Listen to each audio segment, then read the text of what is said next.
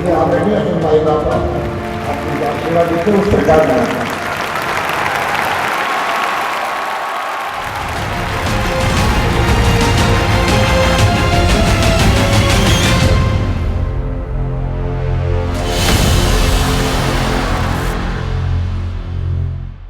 जादूगर तो मैं हूँ, मुझसे बड़ा जादूगर भी कोई है क्या हिंदुस्तान के अंदर? ये लाल डायरी इस चुनाव में पूरी कांग्रेस का डिब्बा गोल करने जा रही है। लेकिन पहली बात तो कोई लाल डायरी है ही नहीं यहाँ पे, ना कोई थी कभी। कि लाल डायरी के पन्ने खुले तो अच्छे अच्छे निपट जाएंगे। 98 में जब मैं मुख्यमंत्री बना था तब भी 156 आए थे, तो मिशन 156।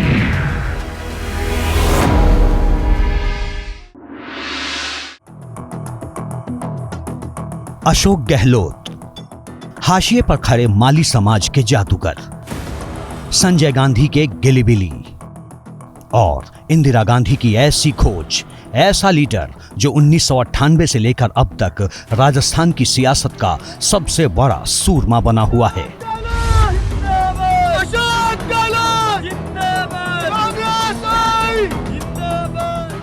सियासी खेल के पीछे का खेल जानने वाला, मुश्किलों से बाहर निकलने का हुनर रखने वाला नेता एक बार फिर सियासी युद्ध में है।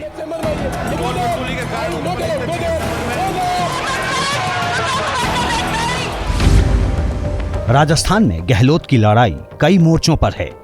एक ओर महारानी के साथ पीएम मोदी की टीम है, तो दूसरी ओर अपनों की बगावत। 2023 के राजस्थान विधानसभा और 2024 के लोकसभा चुनाव की चुनौतियों के बीच कांग्रेस के कुछ नेताओं के बागी रुख से अशोक गहलोत के रास्ते की मुश्किलें बढ़ती जा रही हैं। ऐसे में सवाल उठता है कि 3 बार राजस्थान की बागडोर संभालने वाले अशोक गहलोत 24 में जीत के लिए क्या 23 में जीत का सियासी चौका मार पाएंगे? राजस्थान की राजनीति में 1998 के बाद से लगातार 2 बार कोई भी पार्टी सरकार नहीं बना पाई। हर 5 साल के बाद सत्ता बदलती रही है। सियासत के जादूगर के नाम से मशहूर अशोक गहलोत को भी अभी तक लगातार 2 जीत हासिल नहीं हो पाई है। लेकिन ये भी एक सच है कि सन 1998 से लेकर अब तक कांग्रेस राजस्थान में अशोक गहलोत के अलावा किसी और बड़े चेहरे को खड़ा नहीं कर पाई है।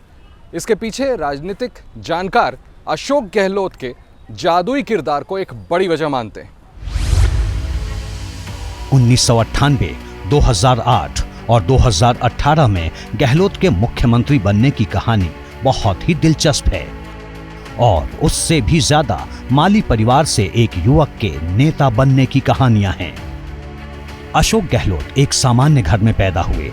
पिता लक्ष्मण सिंह गहलोत अच्छे जादूगर थे। देश में घूम घूम कर जादू दिखाते थे।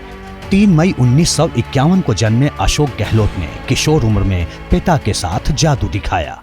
जादू दिखाने और घूमने के साथ पढ़ाई में भी ठीक थे। 12वीं क्लास के बाद उन्होंने जोधपुर की यूनिवर्सिटी में दाखिला लिया और इसी दौरान गांधी शांति प्रतिष्ठान भी गए। गांधी जी को पढ़ते पढ़ते गहलोत गांधीवाद से प्रभावित हुए और फिर सेवा भाव से कांग्रेस के लोगों से जुड़ने लगे। साल 1971 में गहलोत की जिंदगी नया मोड़ लेने वाली थी। उस वक्त लोगों की मदद के लिए मशहूर गांधीवादी डॉक्टर सुब्बा राव शिविरों में जाकर सेवा कर रहे थे। अशोक गहलोत भी सेवा कार्य से जुड़ गए। तभी एक शिविर में तत्कालीन प्रधानमंत्री इंदिरा गांधी का दौरा हुआ। 20 साल के अशोक पर उनकी नजर पड़ी।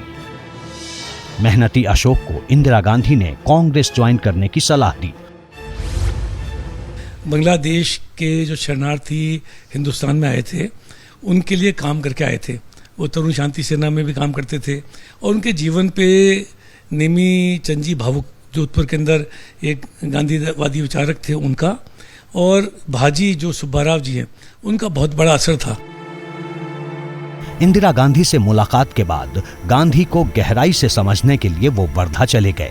गांधी आश्रम में रहे और वहां से खद्दरधारी गांधीवादी बनकर लौटे। 1972 में अशोक गहलोत ने पढ़ाई पूरी की। रोजगार था नहीं तो घर वालों ने खाद और बीज की दुकान खुलवा दी, लेकिन दुकान नहीं चली। आगे की पढ़ाई के लिए फिर से दाखिला लिया, अर्थशास्त्र से एमए की पढ़ाई की और इसी दौरान कांग्रेस के छात्र संगठन NSUI से भी जुड़े। यूनिवर्सिटी में चुनाव भी लड़ा, महासचिव के पद का चुनाव हार गए, लेकिन सियासत जारी रही। अशोक गहलोत जी जब यूनिवर्सिटी का चुनाव लड़ा उन्होंने जोधपुर में, उसके बाद में राजस्थान के NSUI का गठन हुआ। वो मुझसे 5 वर्ष उम्र के अंदर बड़े हैं लगभग, और वो पहले अध्यक्ष बने। मुझे उनके संग सचिव रहने का मौका मिला और उनका पूरा कार्यकाल जो NSUI के अध्यक्ष रहे, मेरे को उनके साथ काम करने का मौका मिला। 1973 में संजय गांधी का प्रभाव था, युवाओं में संजय गांधी का क्रेज था। उस वक्त अशोक गहलोत को NSUI का राज्य अध्यक्ष बनाया गया। संजय गांधी तक पहुंचने के लिए ये बड़ा मौका था। गहलोत ने संजय गांधी के 20 सूत्रीय कार्यक्रम का जोरदार प्रचार कर उनकी नजर में जगह बना ली। एक कर्मठ कार्यकर्ता के करिश्माई छवि से संजय गांधी प्रभावित हुए और संजय गांधी की टीम के करीबी हो गए। जादू की कला की वजह से अशोक गिली बिली के नाम से पुकारे जाने लगे। संजय गांधी के करीबी होने के बाद अशोक गहलोत की जिंदगी में तेजी से बदलाव हुआ। आपातकाल में कांग्रेस की हार ने गहलोत को मौका दिया। अशोक गहलोत ने जोधपुर की सरदारपुरा सीट से विधानसभा चुनाव लड़ा। 26 साल की उम्र में जनता पार्टी के माधव सिंह को चुनौती दी। उस वक्त पैसों की भारी किल्लत थी, इसलिए गहलोत ने 4000 रुपए में अपनी बाइक बेच दी। काफी कोशिशों के बाद भी अशोक गहलोत 4329 वोट से चुनाव हार गए। लेकिन गहलोत ने हौसला नहीं हारा। वो इंदिरा गांधी की कांग्रेस को मजबूत करने में लगे रहे।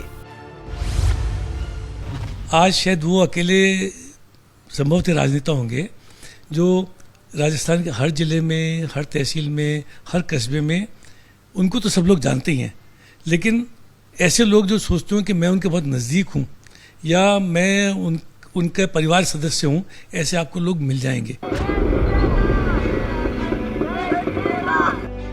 1980 में लोकसभा का चुनाव हुआ।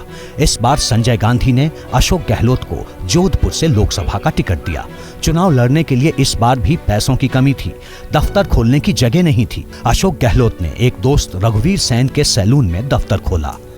प्रचार के लिए रघुवीर की बाइक का इस्तेमाल किया और जोरदार टक्कर में अशोक गहलोत ने जनता पार्टी के बलवीर सिंह कछावा को 52,519 वोटों से हरा दिया और दिल्ली पहुंच गए। सियासत में पहली जीत ने गहलोत में उत्साह भर दिया। दिल्ली में रहने के दौरान उनकी इंदिरा गांधी से नजदीकी बढ़ी। राजस्थान में वर्चस्व रखने वाली जातियों के बीच से संघर्ष कर निकले ओबीसी समुदाय के अशोक इंदिरा गांधी को पसंद आए। राजनीति के बीच कभी कभी गहलोत राहुल और प्रियंका को जादू का खेल दिखा दिया करते थे और इस नजदीकी का फायदा भी मिला। निश्चित रूप से जब इंदिरा जी के पास जाते थे उस वक्त राहुल जी और प्रियंका जी बहुत छोटे रहे होंगे और राजीव जी और सोनिया जी के संग तो उन्होंने बहुत काम करा है। निश्चित रूप से उनके पारिवारिक संबंध रहे होंगे और उन संबंधों को निभाया है। सितंबर 1982 में मंत्रिमंडल का विस्तार हुआ। इंदिरा मंत्रिमंडल में अशोक गहलोत को नागरिक उड्डयन मंत्रालय में उप मंत्री बनाया गया। उस वक्त उम्र थी 31 साल। गहलोत इंदिरा गांधी के निधन के बाद राजीव गांधी के मंत्रिमंडल में भी रहे। पीवी नरसिम्हा राव की सरकार में टेक्सटाइल मिनिस्टर के तौर पर भी काम किया। इंदिरा गांधी और राजीव गांधी के नेतृत्व में गहलोत तेजी से ऊंचाई पर पहुंचे, लेकिन नरसिम्हा राव के करीबी चंद्रास्वामी की अनदेखी उन्हें भारी पड़ी। 18 जनवरी 1993 केंद्र में नरसिम्हा राव की सरकार थी। सरकार ने टेक्सटाइल मिनिस्टर गहलोत का इस्तीफा ले लिया। बताया जाता है कि इसके पीछे चंद्रास्वामी थे। 43 साल के गहलोत को चंद्रास्वामी के कहने पर ही मंत्री पद से हटाया गया था। उस वक्त कांग्रेस पर गांधी परिवार की पकड़ कमजोर थी। बावजूद इसके गहलोत ने गांधी परिवार की नजर में अपने वजूद को कभी कम नहीं होने दिया। चंद्रास्वामी की इच्छा थी कि बाकी नेता और मंत्रियों की तरह गहलोत भी चरण वंदना करें, लेकिन गहलोत ने अपनी लकीर खींची। एक बार एक ही फ्लाइट में चंद्रास्वामी और अशोक गहलोत सवार थे। चंद्रास्वामी चाहते थे कि अशोक गहलोत उनका अभिवादन करें, लेकिन ऐसा नहीं हुआ। इसके बाद चंद्रास्वामी की निगाहें गहलोत पर टेढ़ी हो गई। नरसिम्हा राव मंत्रिमंडल से हटाए जाने के बाद गहलोत की सियासी जिंदगी दिल्ली से राजस्थान के रास्ते पर चल पड़ी। उस वक्त परसराम मदेरणा प्रदेश कांग्रेस कमेटी के चीफ हुआ करते थे। उनकी अगुवाई में कांग्रेस 1990 और 1993 का विधानसभा चुनाव हार चुकी थी। गहलोत के लिए ये एक बड़ा मौका था। 1998 के नवंबर महीने में फिर विधानसभा चुनाव हुए। केंद्र में अटल बिहारी वाजपेयी की सरकार थी। राजस्थान में जाट आरक्षण आंदोलन उफान पर था। इस माहौल में गहलोत ने 200 में से 160 विधानसभा क्षेत्रों में रैली की। महंगाई के नाम पर भैरव सिंह शेखावत को घेरा। भैरव सिंह राजपूत थे। जाट राजपूत अदावत के नाम पर गहलोत जाटों को कांग्रेस के पक्ष में करने में कामयाब रहे और कांग्रेस ने 200 में से 153 सीटें जीतकर अपना झंडा गाड़ दिया। अब बारी थी कांग्रेस विधायक दल के नेता पद के चुनाव की।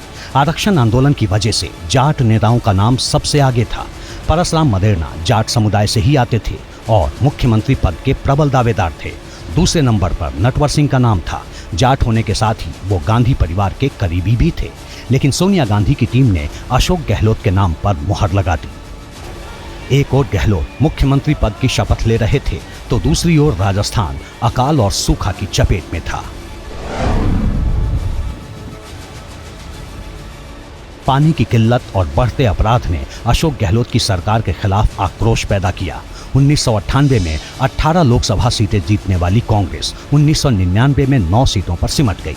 2003 के विधानसभा चुनाव में गहलोत के नेतृत्व में कांग्रेस 153 से 56 सीटों पर आ गई। 2004 के लोकसभा चुनाव में कांग्रेस हार से उबर नहीं पाई और सिर्फ 4 सीटें ही जीत पाई। हालांकि केंद्र में कांग्रेस की मनमोहन सरकार बनने से गहलोत को राहत मिल गई। 2008 में एक बार फिर अशोक गहलोत के किस्मत के सितारों ने साथ दिया। इस बार सीपी जोशी के नेतृत्व में कांग्रेस ने चुनाव लड़ा और जीत हासिल की। लेकिन सीपी जोशी एक वोट से चुनाव हार गए और गहलोत को दूसरी बार मुख्यमंत्री बनने का मौका मिल गया। मैं अशोक गहलोत ईश्वर की शपथ लेता हूँ। गहलोत की अगुवाई में 2009 लोकसभा चुनाव में कांग्रेस ने बेहतर प्रदर्शन किया। कांग्रेस ने 20 सीटों पर जीत दर्ज की। वक्त ने करवट ली। अशोक गहलोत 2013 विधानसभा चुनाव में कुर्सी से बेदखल हो गए और बीजेपी ने 163 सीटों के साथ सरकार बना ली।